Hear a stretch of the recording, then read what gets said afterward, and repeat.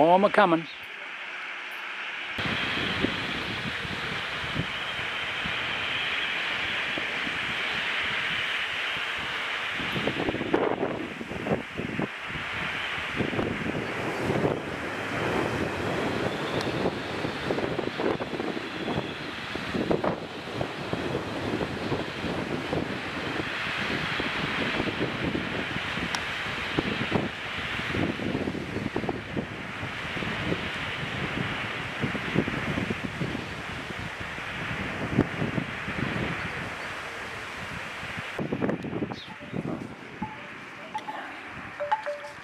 Slow progress on the conservatory due to the weather.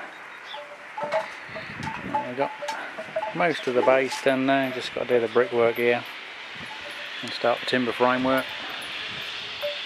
Got the door in, so we know we can build off from that.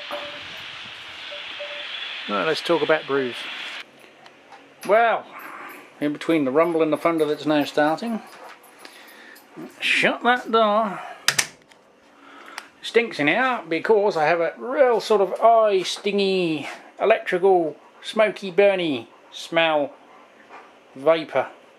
Well, at the minute there's no smoke, but my old Sparky's nose tells me something's not quite right there. I can hear it popping and crackling every so often, so I've turned it off. I've only done a citric acid wash in there just to clean all the lime scale out, which it seems to start to be doing. Was quite a bit of build up there. You could rub your hands over it and your hands just turn up all white, but making my eyes smart. I've done this one the other week and the boil up. You can see a little bit of residue. Yeah, we was going to give it a test. Yes, I think I'm going to try, and I've got an old all-grain kit that may or may not be a success. I've had this stripped and washed out ready. Do a little video for that if it hasn't already been included. Yeah, so we're going to have a crack at this, but obviously electricals is playing a little bit, so we have plan B, we can use that one. So I'll have a look in that one, because I know the stat was sort of crackling in that one. I used to use it as an HLT, but the idea is obviously I'm just going to use it as an HLT, transfer the water into the mash tun, and do the sparge, do a batch sparge. Don't know how much liquid I need on that yet, because I haven't looked at the destructions on the kit. And then either decant it into that one or that one, depending on which one is used for what, and do a boil in it. They're 33 litres to the mark there, which you just be able to see there. I was just going to do a pre-clean and a boil just to see how the old cook vent tolerates the steam coming off one of them. Obviously I can't control the boil with this. If that is knackered, I might bypass it so it's on and on, and I can't use the panel because I haven't got anywhere to put the thermistor or thermowell. It needs a thermowell fitting on it, but that was another project I was going to do possibly in the future.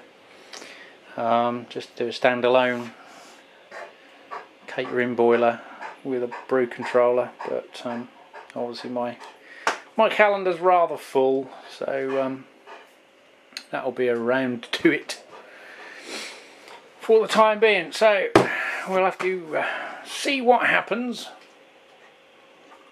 and integrate this into a Homebrew Wednesday or the next Homebrew Wednesday, whatever may happen, and actually christen the building, hopefully.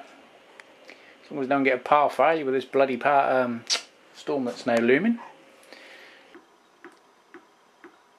Brewdog's getting dripped on. Well, we've had a little poke and a proddy, and it's not.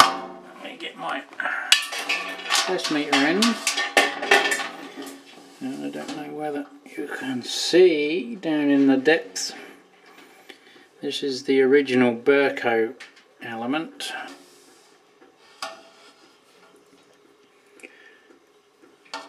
She's not doing too well. The smell is coming from this. You can see the cables have gone rigid, and all the way along there you can see heat scoring. And if you look down, I don't know whether the camera will pick it up, I've flicked a little bit away, but the actual base where it's moulded into the plastic has started bubbling up and fizzling. This one, that's the tip of the element there, and it's actually started to get the little fibrous insulation material that's in the heater core. And you can see it's wiggling around, which obviously there should be a solid connection there via some solder, and guess what I found? There was a little dried blob of solder rolling around in the bottom, so it's got that hot the solder's melted and it's actually desoldered itself. So that could be causing some of it, because obviously it's arcing a little bit, which will generate heat and eventually fail it. And it looks like the neutral is also doing the same thing. This one's the bridge on the neutral. The live's doing it as well. And even you can see there that the cable's got so hot it's actually started to melt the insulation as it goes out of focus on, nearly, on the earth. So it's not good. Really needs a new element. The problem is a genuine one. I don't think the actual modern replacements have the little, there's a little lug or nipple on the end down here, which dropping everything on the floor. You get this little heat shield that sits over the element so you don't score anything or scorch anything. And let's get the feet. So I could put an aftermarket one in there, about 12-13 quid. I've got a small catering boiler which I was going to buy an element for anyway, and use that as the project pot. Then if anything goes tits up, it doesn't really matter, and I'd have a spare element. But you can see there's a little bit of corrosion on there, but it's nothing major for one of these. Obviously the more modern ones have an element that's actually fused into a false bottom, but these earlier ones, where the element's actually in contact with the water. Now I've took all of the water out and put it in this one, which I used, left at work for them to use as a catering boiler on various functions. But it's now developed a freaking leak. So I have one with a leaking tap and one that's about to go bang. So we're back to the drawing board at the minute. Right, looking at the other one, you can see it's not hugely different. Did have the cable cut off originally, which was this one with the heat sleeving on it. So I left that in situ, which was chopped off, literally just sticking out there. Probably because it failed pack test or something, or someone just cut it off. It couldn't be tested. So I just put a ceramic connector block on and a piece of cable I had. And it's still got a capacitor in situ just to stop any interference when the stat's kicking in and out. But it's the same, live in, neutral block. And this one's got a brass fixing on it and not a collar. But you can see the same. You've got crimped attachments there on the element on this one, but the principle is the same. But if you have an old one of these, you need to unscrew the tap and remove that little grub screw, and that will then enable you, well, you can just see there should be a seal on the end of that one, which you can't see. You might be able to pick it up. I don't know whether I can get enough light in there. There's a rubber. So we'll attempt to remove the tap and see what happens. Right, well, my assistant's not paying much attention really, so I'll have to do this myself.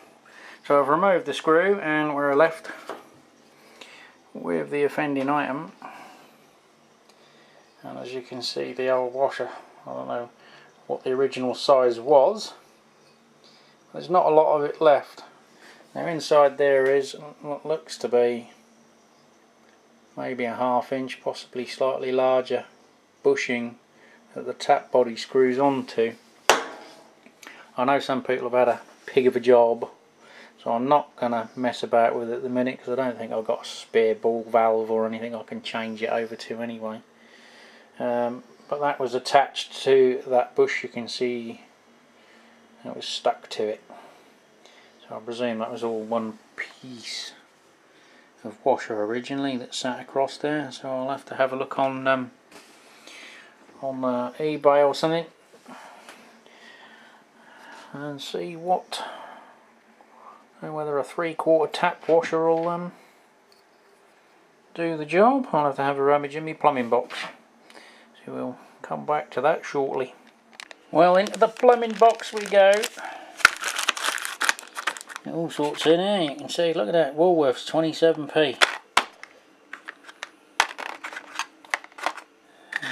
They look all the same. A bit fat, that one. Ooh, come on. Oh, still stinks in here with that bloody smell. It looks fairly close. Obviously the owl's not quite the same. We'll see what we can do that with off cam. Well, hopefully you can see we're back with a new one on there. Seems nice and firm. Put the screw back in. It's a little bit tight. But I don't want it too loose. So best we chuck some water in there and see what happens. Right, well, we'll fill it up and see what happens. It needed about up to there before there was enough pressure for it to start leaking, so this is an easy fix. I've got the old it's a bit of beer engine pipe. I just chopped up. Got to put another end on that one, but I can use it for the water chiller then off the mains water. So I'll come back to you in a minute. I'm not holding the jug, so this could end in a wet leg. I have run it off a few times already just to get the little bits of rubber crap out of the thread, just to clean her up, but no more dribbles, and we're, well, just on the maximum level. I've just turned her on. You can see the water. Yes. Yeah, so I think we've saved at least one of them anyway. So a brew day might still be on the cards, subject to as long as nothing else goes wrong. Who knows? What do you think? First time you've been speechless.